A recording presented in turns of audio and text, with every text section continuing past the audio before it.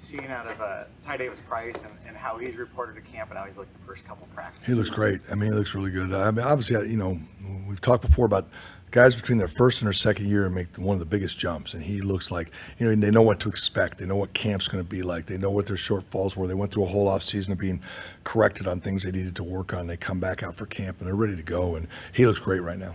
What did he need to work on? Because we didn't see much of him last year, so I'm not really sure what. Well, I mean, just, the whole process, learning how to be a professional, learning how to come to work every day, and be the consistency factor. And he works very, very hard. He's a very hard worker.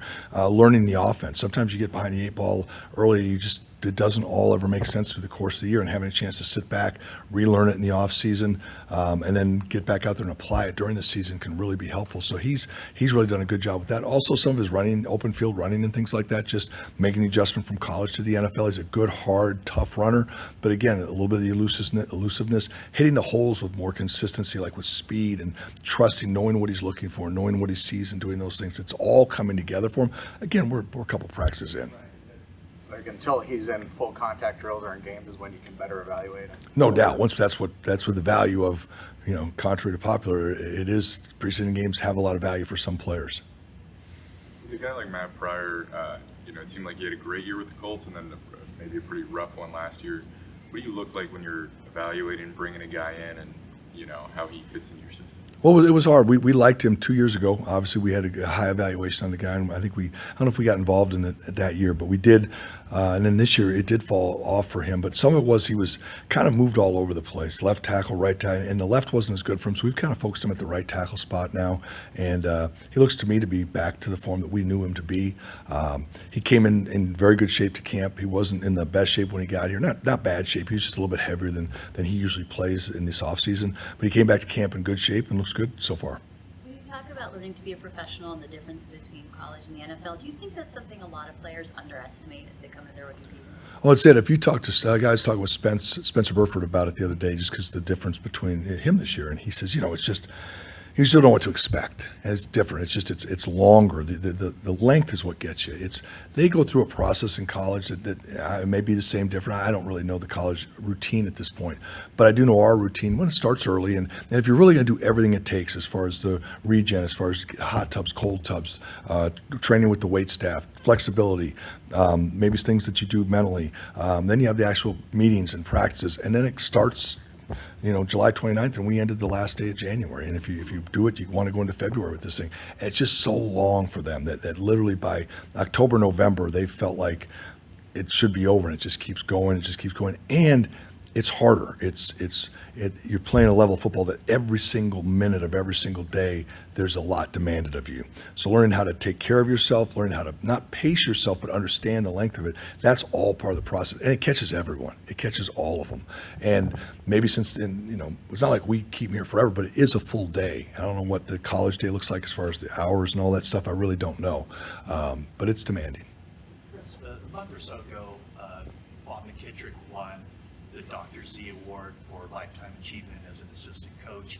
Curious, did you know Bob at all, or do you know of his teachings? Oh, yeah, I did. I didn't know Bob that well personally. Bob was probably a little bit. I was coaching at Stanford, and me and another coach came up to visit the 49ers right here. And he was out there in the field, and we spent the day talking to him, watching his techniques, watching his tape, and listening to how he taught it. And then I worked with Howard Mudd later, who he and Bob were very close, and so I learned more about it. But Bob was just, Bob was old school, man. Bob was, it was unique. It was different. I didn't get a dissertation when I asked questions on certain things. It wasn't going to be this long philosophical. It was, this is what we do. This is how we do it. And then I'm demanding, and we get it done. And I thought Bob was outstanding. In fact, when I came here in 2008, I was in the coach's locker room there, and I lockered right next to Bob, which he was gone at that point, but they had encased his locker in glass. And so there was Bob's whistle and hat and everything, and I lockered right next to, in spirit only, but yeah. Have you seen his, those videos, on the sled? Have you seen those? Yes, I've seen them, yeah. And Yeah. what do those principles still apply? It depends on the style of offense that you run and the principles of blocking. Yeah, I've known guys that have coached this league for a long, long time that employed a lot of those principles. Some of them aren't as applicable. Some of the things they did with the chop blocks and things like that aren't as much legal anymore, how they do it. And But he was outstanding. I mean, he did a great job, and one of the, I mean, obviously well deserving of the Lifetime Achievement Award and all that. So he is just one of the all-time great assistant coaches in the NFL, deserving of everything, and worked really, really hard at his craft. You can tell by his players. His players all played well. They all respected and liked him. He was well liked by the coaches. I never heard coaches saying, it was hard to work with Bob. You know, it was always positive. How's Banks looking?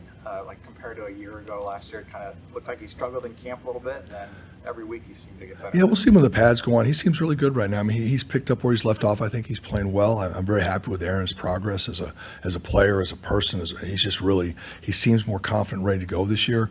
I think this season, you know, he had a nice year, you know, and so he struggled in camp. There was no mystery, and we knew it could be. And so anytime you have a first-time starter in there and trying to find his way, he locked down and had a good season, and it seems to be picked up right where he left off.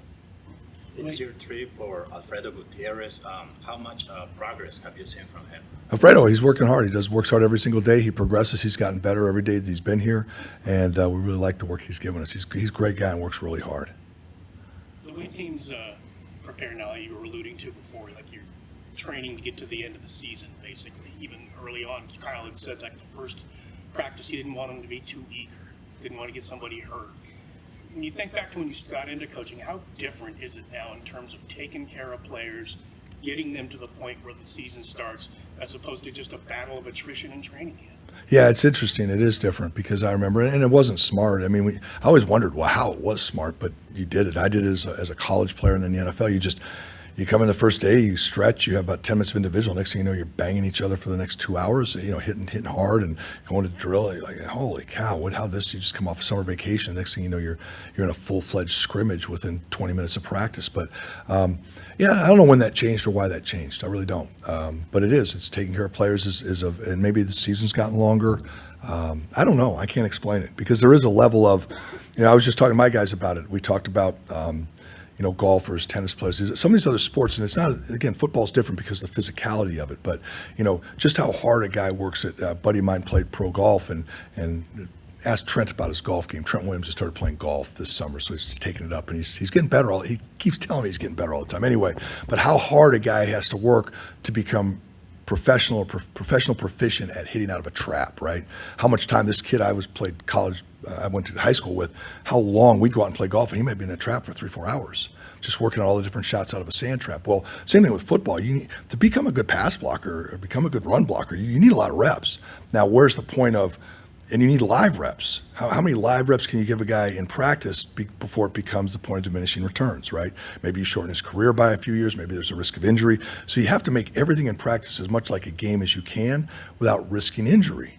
That to me is the goal. But how do I have drills that are going to help this guy be better in a game, or do they only get better playing in games? And so that's the trade-off. In the old regime, the old way of doing things, guys could get a lot better in practice because there were a lot of full speed reps and pads. Now it's more of you're getting them prepared for the games, and the game reps is where they start getting better and better and better. I talked about it last year with, you really won't know about these guys till they start playing games, till they start getting beaten games, and they have to recover from, that wasn't a good game to have a good game this week, and they start learning that some of the things they learn in practice against our defense, but some of them there's just not enough reps to get that done anymore. So I'm not one to say good, bad. I think player safety and health it's great to have Trent Williams around for 3 more years that maybe if we practiced the old school way he wouldn't have been, right? I watched players, coached players that hit the wall in a big way at the end of their career because I think of how things were done in the past. So I didn't answer the question wrong, but it's a trade-off, and you're always trying to balance that out. Player availability has become, if you look at analytics and the people who study it, the teams have their players available for the most games win a lot of games. And then obviously you have to have good players to do that, but that's a big piece of it. With Trent, how do you challenge him? Like, he seems to be at the absolute top of his game, top of the league. From one year to the next, how do you push the buttons to get him either improved or not sliding back? Yeah, it's simple. For me, luckily Trent and I have been together for a long time. Just blocking his guy, I mean, it's how he does it. And I'm always challenging him to do it the way we've talked about, and he knows, and he and I talk and agree upon this is how this is going to get done. And and it's not getting done that way. Yeah, your guy's not getting there, and your grade's fine. It's a plus. Your guy didn't sack the quarterback, but it's not even close to being clean like we want it to be clean. I mean, he came into me, and finally, I mean, we'd been talking back and forth at the end of last season, and he came in before the playoffs. I may have been one game left even, and we spent a good 2-3 hours on a Tuesday going through his tape to fix something, and that was him and it was me. It was both of us. It was just saying, hey, dude, this is not. We want this to look better. And we know that there could be problems coming if you don't fix these things.